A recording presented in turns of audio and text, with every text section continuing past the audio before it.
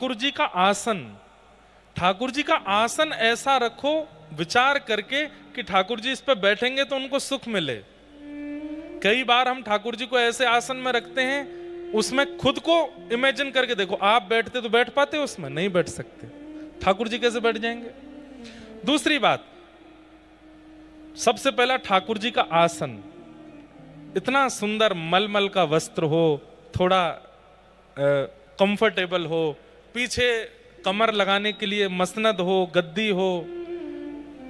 दूसरा, हम सबके घर के ठाकुर जी कैसे हैं? किसी घर के ठाकुर जी ऐसे हैं, किसी के घर के ऐसे हैं, मेरे ऐसे हैं। तो मन में ये भाव होना चाहिए कि ठाकुर जी पूरे दिन हम ऐसे हाथ करें तो हमारा हाथ थक जाएगा। तो ठाकुर जी के पास में एक छोटी सी छड़ी बनवा के रखो कि हे नाथ, जब जब आपका मन हुआ करे, मेरे सामने तो आप ऐसे ही रहोगे, जब मैं चला जाया करूं ये छड़ी नीचे लगा लिया करो। ये मसनद है, इस पे थोड़ा टेक लिया करो। लड्डू गोपाल है, एक हाथ उठा रहता है, उसके नीचे की थोड़ी गद्दी बनवा दो कि ठाकुर जी आपको श्रम होता होगा। ये चैतन्य बुद्धि है। दूसरी बात, वस्त्र, मौसम के अनुकूल ठाकुर जी को वस्त्र पहनाओ। अभी गर्मियां चल रही हैं तो ठाकुर जी को ऐसे हल्के वस्त्र हों, ज्यादा मालाएं नहीं गले में पहनानी, 2 माला ही पहना दीजिए, मोती की पहनाइए जो चुभे ना ठाकुर जी को।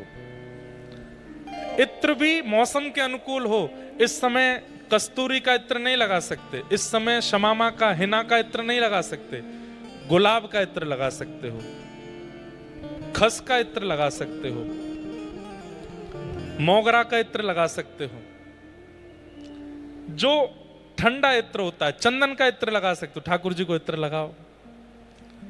गर्मियों में बहुत गहने मत पहनाओ, सिर पर बड़े बड़े मुकुट मत पहनाओ, कपड़े के बने हुए पाग पहनाओ, पाग कोई ठाकुर जी के सिर पर बांध दो और उसमें हल्की सी मोती की एक लड़ लगा दो, बस हल्का रहने दो ठाकुर जी को। अब घरों में ठाकुर जी के सामने फुब्बारे रखना शुरू करो, छोटे छोटे फुब्बारे ले आओ, ठाकुर जी के आगे फुब्बारे रखो, उसमें इत्र लगा दो। ठाकुर जी को फूल मंडली, जहां ठाकुर जी विराजते हैं ऊपर पुष्प का बंगला बनाओ, जैसे बिहारी जी का, राधा वल्लभ जी का, राधा रमन जी का, बहुत बड़ा नहीं, छोटा छोटा बनाओ। ये सब कब करते हैं हम? जब ठाकुर जी के प्रति चैतन्य बुद्धि होती है।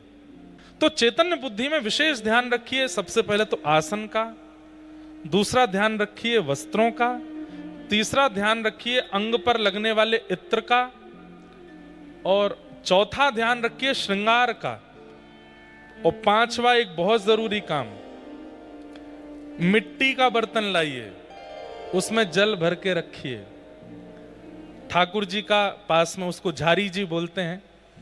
अभी सोने चांदी या पीतल के वस्त्र नहीं, वो पात्र नहीं, मिट्टी का पात्र, उसमें जल भरो। जैसे हमारे घर में घड़े होते हैं, ऐसे छोटा सा ठाकुर जी का ले आओ, उसमें जल भर के, उसमें थोड़ी केसर और थोड़ा कूट करके इलायची, थोड़ा ठंडा रहे पानी, और उसको चारों तरफ कपड़े, गीले कपड़े से लपेट के ठाकुर जी के पास रखो, जल पीने का। ये सब कब आता है मन? मुझे बताना नहीं पड़ेगा। जब आप चैतन्य बुद्धि रखोगे तो अपने आप करने लगोगे कि ठाकुर जी को ऐसा करना है, ठाकुर जी को ये देना है। और अंतिम बात, पंखे में हम खुद नहीं बैठ सकते।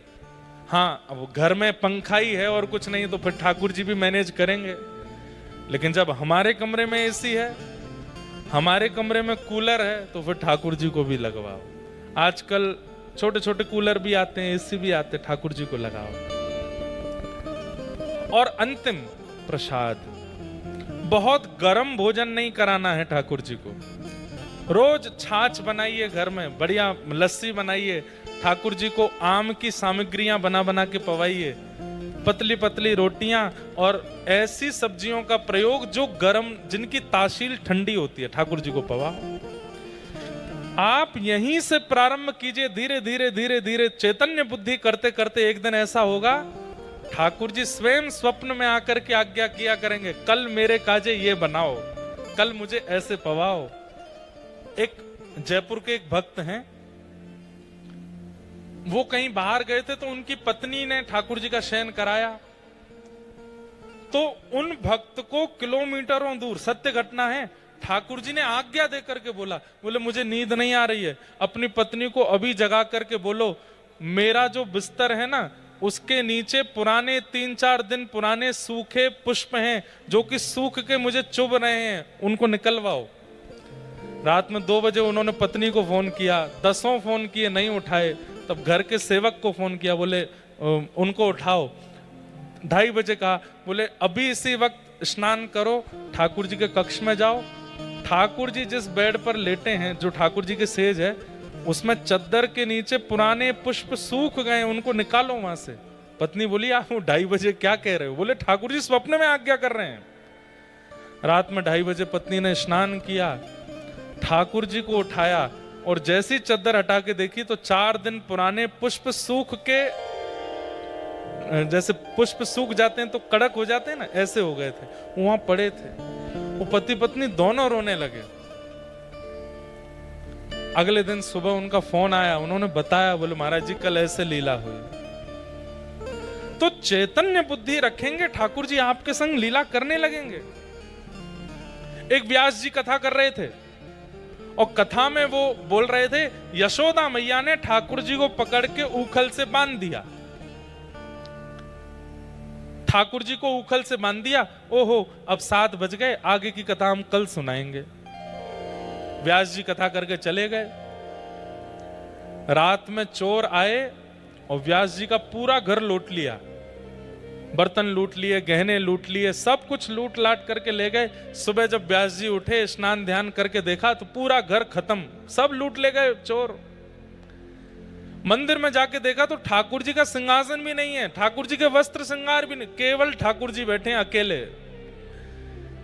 व्यास जी रोने लगे, ठाकुर जी से बोले इतनी आपकी कथा करता हूं, पूरे साल आपका यश गाता हूं, इतनी रक्षा तो मेरी कर लेते कि चोर आए थे तो आप कम से कम इतना तो बचा लेते कि उन चोरों से इस घर को बचा लेते। अरे कुछ नहीं तो अपना श्रृंगार ही बचा लेते, अपना सिंहासन बचा लेते। ठाकुर जी बोल पड़े, मेरी गलती नहीं है। बोले क्यों? कल कथा में तुमने क्या कहा था कि यशोदा मैया ने मुझको उखल से बांध दिया और तुमने इतना कह के कथा विश्राम कर दी। चोर तो 4 दिन से तुम्हारे घर आ रहे थे, पर 4 दिन से मैं खुला हुआ था, कल तुमने कथा में मुझे बांध दिया, रात भर में बंधा ही रहा। मेरी इच्छा तो हो रही थी पकड़ करके इनका गला दबा लूं, इनके बाल पकड़ के खींच लूं, लेकिन क्या बताऊं, तुमने कथा में कल मुझे बांध दिया था तो मैं बंधा ही हुआ था। आज कथा में खोल दो मुझको, मैं सारे चोरों को पकड़ के लाता हूं। ऐसा कैसे हो सकता है? जब ठाकुर जी चैतन्य हो जाते हैं ना तो सब संभव है, और वो चैतन्य मुझे करना है, चैतन्य आपको करना है। सक्कूबाई ने चैतन्य किया, मीराबाई ने चैतन्य किया, सूरदास, रैदास सबने चैतन्य किया, पर इंद्रेश चैतन्य नहीं कर पाया। आप चैतन्य नहीं कर पाए हो। धीरे धीरे धीरे धीरे धीरे धीरे वो चैतन्य की स्थिति प्रकट करनी है। ठाकुर जी बोलने लगे, ठाकुर जी कहने लगे, चैतन्य। और जैसे ही ठाकुर जी चैतन्य हो जाएंगे ना, फिर भक्ति का जो सुख मिलेगा, भक्ति में जो आनंद आएगा, वो आनंद अलग होगा। फिर संसार में चाहे जो हो जाए आपके साथ, आपको कष्ट नहीं होगा। आपको इस बात की प्रसन्नता, मेरे ठाकुर जी चैतन्य है मेरे साथ, और वो चैतन्य हमें करना है।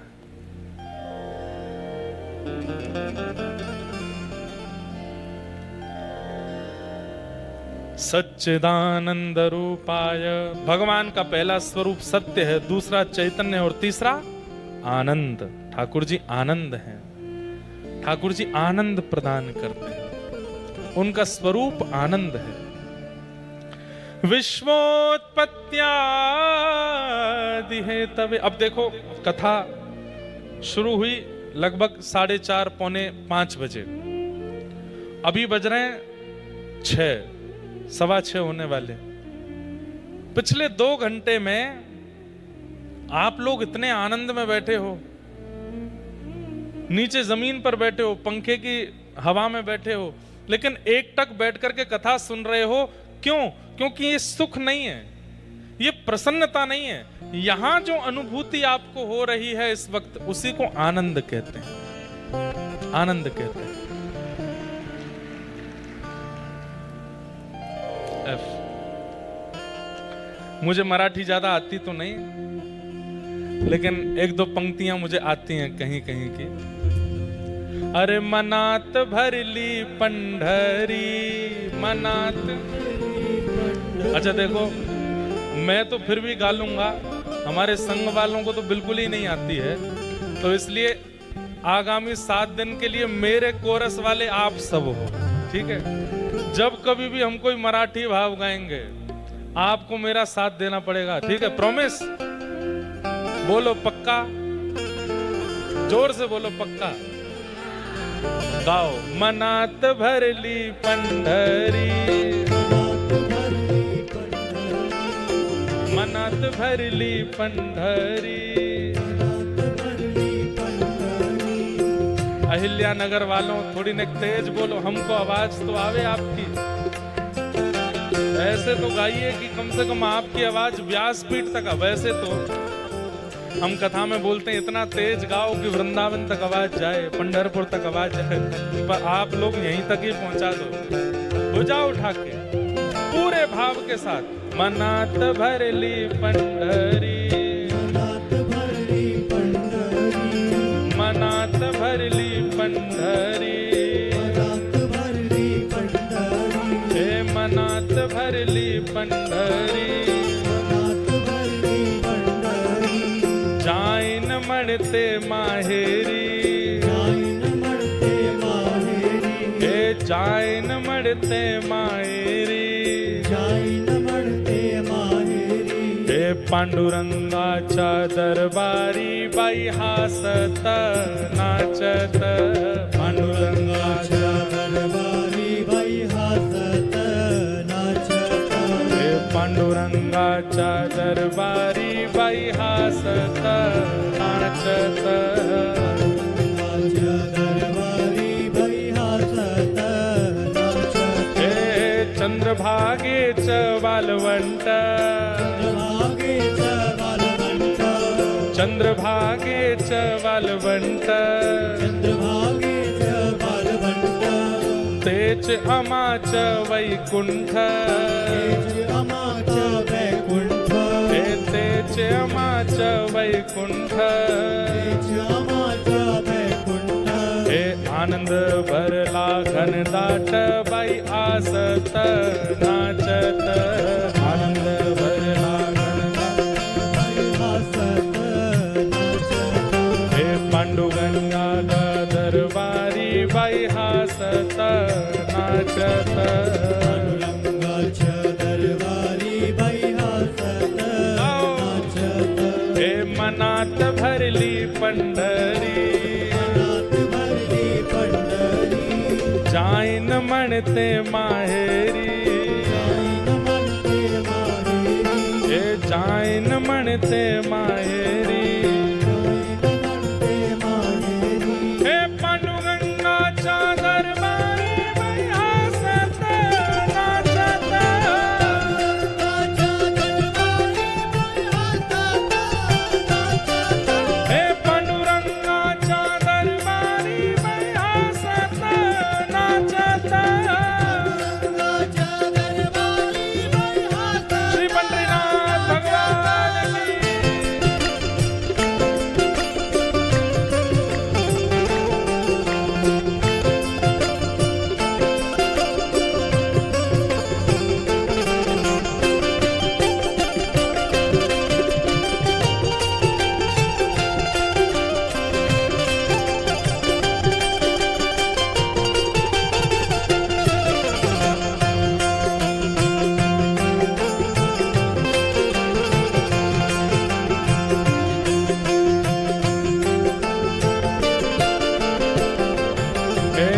पांडुरंगाचा दरबार, पांडुरंगाचा दरबार, पांडुरंगाचा दरबार।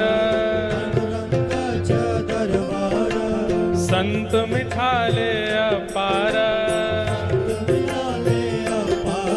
हे संत मिठाले अपार।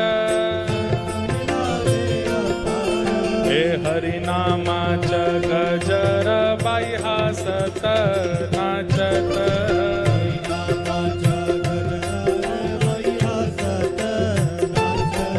हे हरी नामाचा गजर बाई हसत बाई नाचत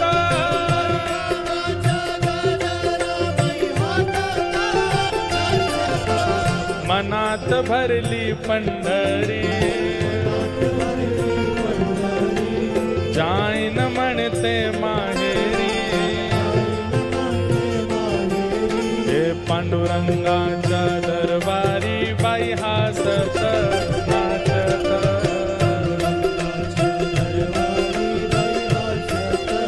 हे पांडुरंगाच्या दरबारी बाई हसत नाचत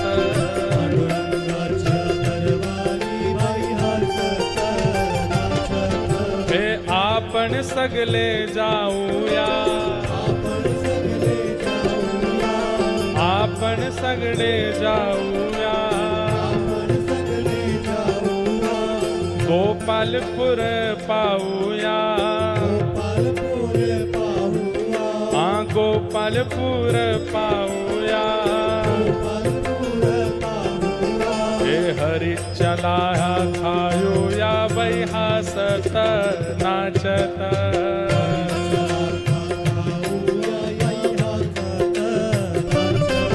हे पांडुरंगाच्या दरबारी बाई हसत नाचत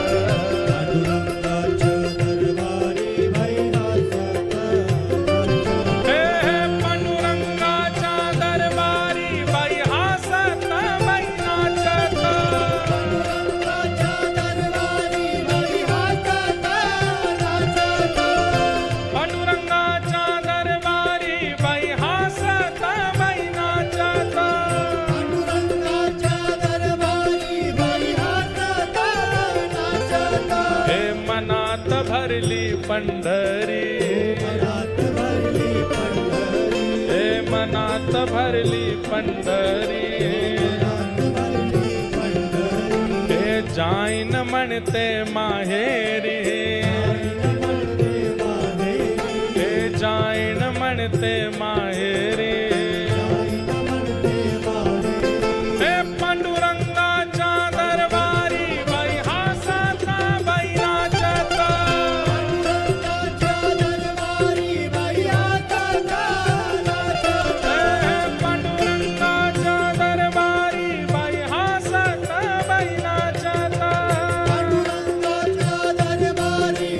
पंढरीनाथ भगवान की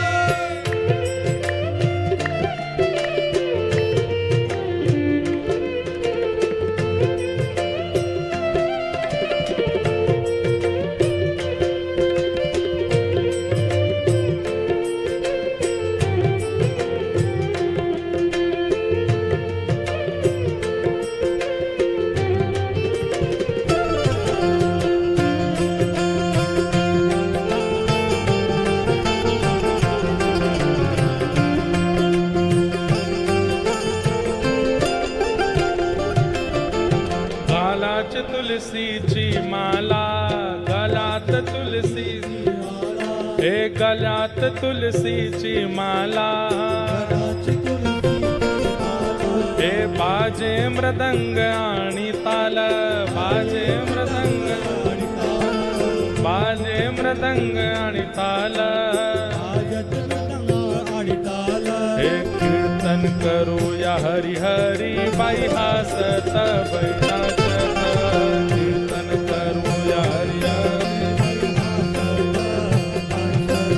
हे कीर्तन करूया हरी हरी बाई हसत बाई नाचत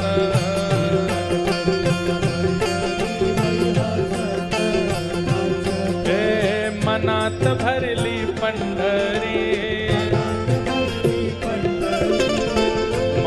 म्हणते माहेरी जाईन म्हणते हे पांडुरंगाच्या दरबारी बाई हसत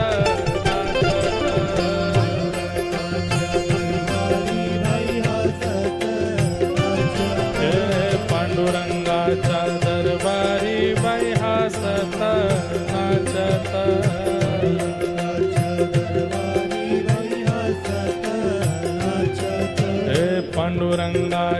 दरबारी बाई हासत नाचत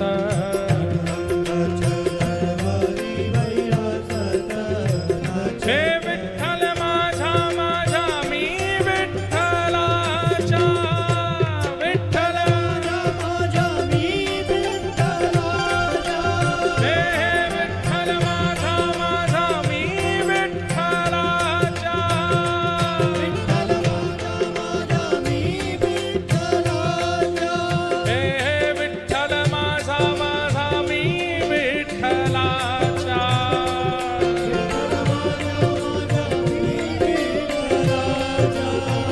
हे विठ्ठल माझा माझा मी विठ्ठलाचा माझा मी विठ्ठलाचा हे विठ्ठल माझा माझा मी विठ्ठलाचा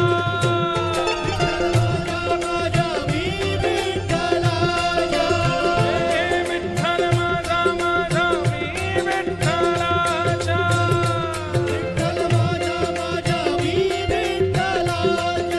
हे विठ्ठल माझा माझा मी विठ्ठलाचा विठ्ठल माझा मी विठ्ठलाचा हे विठ्ठल माझा माझा मी विठ्ठलाचा माझा मी विठ्ठलाचा हे विठ्ठल माझा माझा मी विठ्ठलाचा माझा मी विठ्ठलाचा हे विठ्ठल माझा माझा मी विठ्ठलाचा माझा मी विठ्ठलाचा हे विठ्ठल माझा माझा मी विठ्ठलाचा माझा मी जय जय श्रीराम हे मनात भरली पंढरी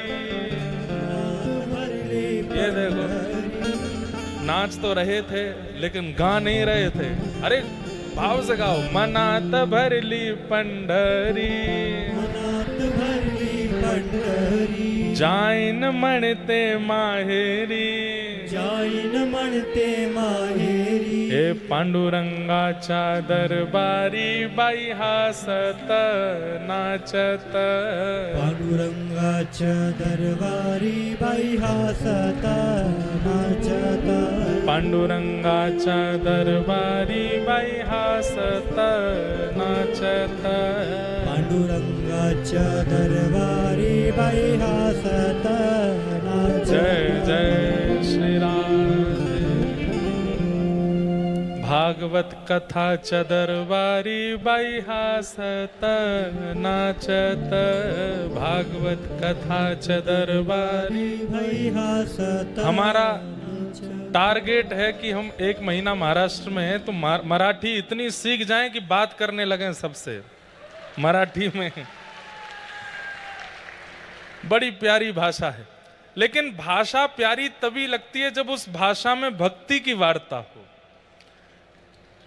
अब ऐसे तो हिंदी में भी गाली गलौज करने लगे तो हिंदी भी अच्छी नहीं लगती है हिंदी में भी भाषा में अभिमान व्यक्ति अपना मान सम्मान अभिमान की बातें करे तो भाषा अच्छी नहीं लगती लेकिन उसी भाषा को सुंदर बना दिया जाता है यदि उसी भाषा में ठाकुर जी की चर्चा हो इंग्लिश बड़ी अच्छी भाषा है लेकिन वो इंग्लिश नॉर्मल लगती है लेकिन उसी में ठाकुर जी की चर्चा हो तो सुंदर लगने लगती है ऐसे ही मराठी हो तमिल हो कन्नड़ हो या हिंदी हो पंजाबी हो गुजराती हो कोई भी भाषा वो ऐसा लगता है जैसे मानो भाषा ने रूप धारण कर लिया और आपने ठाकुर जी की चर्चा करके मानो उस भाषा का श्रृंगार कर दिया वो सुंदर लगने लगती ऐसी मराठी भी बड़ी सुंदर लगती है अगर उसमें भगवत चर्चा होने लग जाए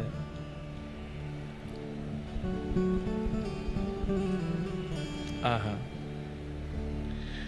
तो भगवान का ये स्वरूप है जो आप नृत्य करते हो जो आप गाते हो जो आनंद में झूम उठते हो ठाकुर जी के कथा में दर्शन में कीर्तन में ये आनंद ही श्री कृष्ण है ये भगवान का तीसरा स्वरूप है आनंद कथा में कीर्तन में संकीर्तन में सोच विचार करके नृत्य किया जाए सोच विचार करके गाया जाए सोच विचार कर तो वो आनंद का स्वरूप नहीं होता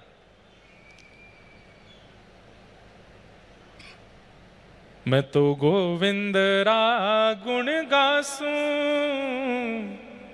राणा जी रूठे तो मने काए कर से। मीराबाई कहती हैं चाहे जो हो जाए।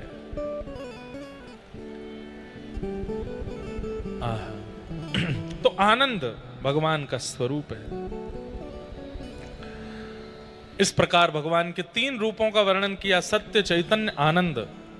भगवान के कर्म क्या हैं? विश्वोत्पत्त्यादि है, तवे उत्पत्ति करना, पालन करना और संहार कर देना, विश्व का। और तीसरा रूप क्या बताया? गुण, तापत्रय विनाशाय, 3 प्रकार के तापों का जो विनाश करते हैं। एक बात बहुत ध्यान से सुनिए, हम बालकों बैठ जाओ, बैठ जाओ, जय हो राम कृष्ण हरि, बैठ जाओ लालाओ। जाओ, माता जी चली जाएंगी छोड़ के, जाओ चलो दौड़ के, पर हम ले जाएंगे पकड़ के वृंदावन, जाओ। तापत्रय विनाशाय, 3 प्रकार के ताप होते हैं। ताप मतलब कष्ट, आदिदैविक, आदि भौतिक और आध्यात्मिक। 3 प्रकार के दुख हैं हमारे जीवन में। आदि दैविक दुख क्या है? किसी के द्वारा आपको दुख दिया गया। क्यों दुखी हो भाई? बोले पत्नी बहुत लड़ती है हमारी, इसलिए दुखी है। क्यों दुखी हो भाई? बोले माताजी पिताजी बहुत डांटते हैं। क्यों दुखी हो? बोले भाई जो है वो लड़ रहा है। क्यों दुखी हो? बोले पड़ोसी हमारी सुनता नहीं है। आपके दुख का कारण क्या है? कोई और है, किसी और की वजह से आप दुखी हो, वो आदि दैविक ताप। आदि भौतिक ताप, बुखार है इसलिए दुखी हो, सिर में दर्द है इसलिए दुखी हो, पेट में दर्द है इसलिए दुखी हो, मतलब शारीरिक कोई कष्ट है इसलिए दुखी हो, आदि भौतिक ताप। और आध्यात्मिक ताप किस लिए दुखी हो? बोले वर्षा हो गई भैया, सारी फसल बर्बाद हो गई। देवताओं के द्वारा, प्रकृति के द्वारा दिया गया दुख। ये 3 ही दुख होते हैं हमारे जीवन में। किसी व्यक्ति के द्वारा दिया गया दुख, स्वयं से प्रकट किया गया दुख, या फिर देवताओं के द्वारा दिया गया दुख। ये 3 ही दुख हैं जीवन में, चौथा दुख नहीं होता। लेकिन ठाकुर जी की शरणागति लेने वाले के ये तीनों दुख समाप्त हो जाते हैं। वो अत्यंत सुखी, अत्यंत आनंदित हो जाता है। आपके महाराष्ट्र के संत श्री एकनाथ जी महाराज, एकनाथ जी का नाम सुना है? उनका एक अभंग मुझे बहुत अच्छा लगता है। माझे माहिर पंढरी आहे भीवरे चातिरी। एक बात तो मैं अपने ऊपर मोहर लगाऊंगा, वृंदावन के वक्ताओं में शायद मैं ही हूं जो इतनी मराठी बोलता हूं।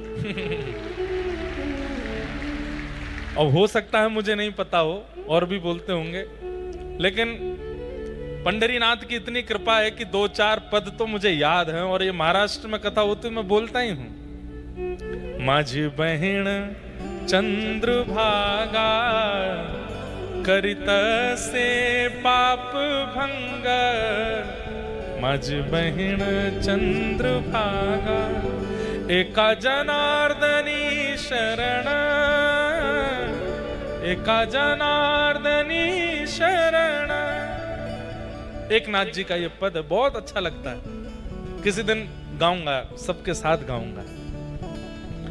तो श्री एकनाथ जी महाराज,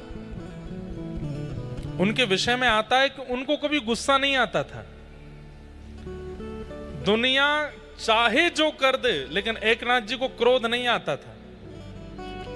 और व्यक्ति को क्रोध ना आवे, इसका मतलब ठाकुर जी देखो, काम, क्रोध, लोभ, मोह, ईर्ष्या, द्वेष, अभिनिवेश, अहंता, ममता, चिंता, इनमें से कोई भी आपके ऊपर प्रभाव नहीं डाल रहा है, इसका मतलब ठाकुर जी आपको मिल गए हैं। ये इस बात का प्रमाण है। आपको क्रोध आता है, अभी ठाकुर जी मिले नहीं। आपके चित्त में काम प्रकट होता है, ठाकुर जी मिले नहीं हैं। कोई भी वस्तु देख करके मुंह में पानी आ जाता है, अभी ठाकुर जी नहीं मिले, चटोरे हो आप। ईर्ष्या, किसी की उपलब्धि देख करके उससे ईर्ष्या होने लगती है, इसका मतलब ठाकुर जी नहीं मिले अभी आपको। एकनाथ जी महाराज के साथ कोई घटना घट जाए उनको क्रोध ही नहीं आता था, तो इस बात का प्रमाण था कि ठाकुर जी उनको मिल गए। एक बार की बात, पैठण, यहां से कितना दूर है पैठण, किसी को पता है? 100 किलोमीटर बस। पैठण वो तो भैया धाम है जहां श्री एकनाथ जी महाराज विराजते थे। पैठण मैं कभी गया नहीं हूं, पर देखते हैं अगर यहां से ज्यादा दूर नहीं होगा, जल्दी जाके आ सकते हैं तो एक दिन जाएंगे, दर्शन कराएंगे पैठण। तो वहां पैठण में एक ब्राह्मण थे, उनकी बेटी का विवाह होना था, लेकिन उनके पास व्यवस्था नहीं थी धन की। तो उन्होंने नगर के अन्य ब्राह्मणों से कहा, भाई मेरी बेटी का विवाह होना है, आप लोग थोड़ी थोड़ी सहायता कर दीजिए, थोड़ा धन दे दीजिए, मैं अपनी बेटी का ब्याह कर दूं। सब लोग इधर देखो, ध्यान से सुनो। तो सब ब्राह्मणों ने उनसे कहा, देखो भाई हम तुमको धन देना चाहते हैं, तुम्हारी बेटी का ब्याह हो ये हम भी चाहते हैं, लेकिन हम लोग एक बात से बड़े परेशान हैं, हमारी परेशानी पहले दूर करो। बोले किस बात से परेशान हो? बोले ये एकनाथ जी जो हैं इनको गुस्सा नहीं आता है, हम इनकी निंदा करके देख चुके, इनका अपमान करवा के देख चुके, कितना कुछ करके देख लिया, इनको कभी गुस्सा नहीं आता। तुमने अगर इनको गुस्सा दिला दिया तो हम सब दुगना दुगना पैसा देके तुम्हारी बेटी का इतना अद्भुत ब्याह कराएंगे कि तुम बस देखते रह जाना। कोई भी पिता चाहेगा मेरी बेटी का ब्याह अच्छा हो, और यदि इतना ही करना है कि उसको गुस्सा दिला दो। तो ब्राह्मण ने कहा ठीक है, एकनाथ जी को मैं गुस्सा दिलाऊंगा। वो ब्राह्मण चला गया एकनाथ जी के यहां। एकनाथ जी महाराज ठाकुर जी की सेवा कर रहे थे, चंदन घिस करके ठाकुर जी को लगा रहे थे। सब लोग इधर देखना। और ये ब्राह्मण आया और बिना पादुका उतारे, बिना किसी भी प्रकार का ध्यान रखे कि ठाकुर जी विराज रहे हैं, एकनाथ जी विराज रहे हैं, सेवा चल रही है, बिना पादुका उठा रहे अंदर घुस गया। अंदर जाकर के बिल्कुल पादुका में ही खड़ा हो गया। एकनाथ जी की धीमे से दृष्टि पड़ी, पादुका पहन करके खड़े हैं। एकनाथ जी हंसने लगे, आइए आइए स्वागतम। और बिल्कुल ठाकुर जी की तरफ पैर करके ऐसे एक के ऊपर एक पैर रख के पादुका बिल्कुल ठाकुर जी को दिखाते हुए बैठ गए वहीं पे। बहुत जोर की भूख लगी है, आप बड़ी संतों की सेवा, ब्राह्मणों की सेवा करते हो, चलो मुझे प्रसाद पवाओ। एकनाथ जी बोले बड़ी कृपा, आप हमारे घर आए हैं। अरे सुनो, अपनी पत्नी को बुलाया, बोले ब्राह्मण देवता आए, बढ़िया पकवान बनाओ, इनको प्रसाद पवाओ। पत्नी ने भी आके देखा, ये पादुका पहन करके बैठे हैं सामने और बड़ा अजीब व्यवहार कर रहे हैं, लेकिन पत्नी भी एकनाथ जी जैसी, वो भी हंस रही थी, उसको भी गुस्सा नहीं आया। सुंदर चौकी लगाई, थाल लगाया, थाल में खूब सारे सामग्री परोसने लगी। तो ये सोचने लगे जूते से तो ये गुस्सा हुए नहीं, अभी रुको मैं कुछ करता हूं। अब जैसी पत्नी आई, आकर के परोस रही थी, झुक करके परोसने लगी, तो अब ये ब्राह्मण कोई छोटे उम्र के तो नहीं थे, 35-36 साल की उम्र होगी। एकनाथ जी की पत्नी के पीठ पर चढ़ गए, और जैसे एक छोटा बालक किसी माँ की पीठ पर चढ़ जाता है, ऐसे एकनाथ जी की पत्नी के ऊपर चढ़ करके ऐसे गला उनका पकड़ लिया, पैरों से उनका पेट दबा लिया, और ऐसे चढ़ करके छोटे बालक की तरह लिपट गए उनसे पीछे पीठ पर। एकनाथ जी महाराज जोर से हंसने लगे, अरे धन्य भाग्य है, धन्य हो देवी, धन्य हो। क्यों? शास्त्र आज्ञा करते हैं कि विप्र जो है वो ठाकुर जी का स्वरूप है। आज तक ठाकुर जी सामने बैठ करके प्रसाद पाते थे, आज तक ठाकुर जी सामने बैठ करके दर्शन देते थे, लेकिन आज तुम्हारी भक्ति का प्रभाव देखो, इस विप्र के देव में, विप्र के रूप में ठाकुर जी तुम्हारी गोद में चढ़ गए। पत्नी भी हंसने लगी।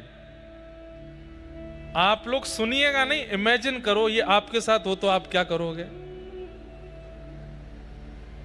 पीठ पर चढ़ गए। पत्नी क्या बोलती है, अरे मुझे तो बालकों को संभालने का बहुत बहुत अभ्यास है और मैं तो इनको संभाल लूंगी। पत्नी ने भी हाथ ऐसे लगाए और उनको बोली, क्या पाएंगे आप, मैं ऐसे ही पवा देती हूं, मैं ऐसे ही जल पिला देती हूं। अंत में ब्राह्मण देवता हार मान गया, चरणों में गिर गया, बोले एकनाथ जी मैं ये बात मान चुका हूं कि आपको क्रोध नहीं आने वाला है, मैं चाहे जो कर लूं। अरे किसी की पत्नी के साथ इतना दुर्व्यवहार करे कोई पति कैसे सह सकता है? मैं मान गया।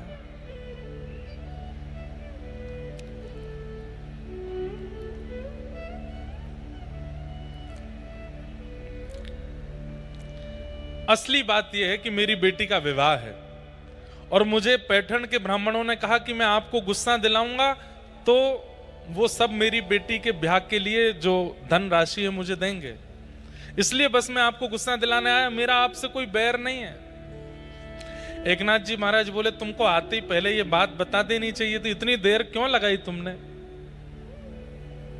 कोई ब्राह्मण से धन लेने की आवश्यकता नहीं है, तुम्हारी बेटी का विवाह पंडरीनाथ भगवान करेंगे, सब व्यवस्था होगी, चिंता मत करो। और श्री एकनाथ जी महाराज ने ठाकुर जी से प्रार्थना की, कहां से व्यवस्था हो गई और उस ब्राह्मण की पुत्री का अद्भुत विवाह हुआ, ठाकुर जी ने विवाह कराया। क्रोध नहीं। कहीं ना कहीं भगवत प्राप्त व्यक्ति ऐसा हो जाता है, उसको फर्क नहीं पड़ता, फिर चाहे जो हो जाए उसके साथ वो प्रसन्न ही रहता है, वो आनंद में ही रहता है, वो सुखी ही रहता है। मुझे और आपको यदि छोटी छोटी बातों पर क्रोध आना, काम होना, कभी मन ललचाना, ईर्ष्या होना, मोह होना, ये सब स्वभाव में अगर प्रकट हो रहा है तो इस बात को मान लीजिए कि ठाकुर जी बहुत दूर हैं अभी आपसे। छोटी छोटी बातों की तो बात क्या, बड़ी से बड़ी घटना हो जाती है और आप मुस्कुरा करके सह लेते हैं तो समझ जाओ ठाकुर जी आस पास ही हैं, बस कुछ ही देर में, कुछ ही दिनों में प्रकट होने वाले। कितनी भी बड़ी भयानक स्थिति क्यों ना हो जाए, आपका मन एकाग्र है तो इसका मतलब ठाकुर जी आपके साथ हैं।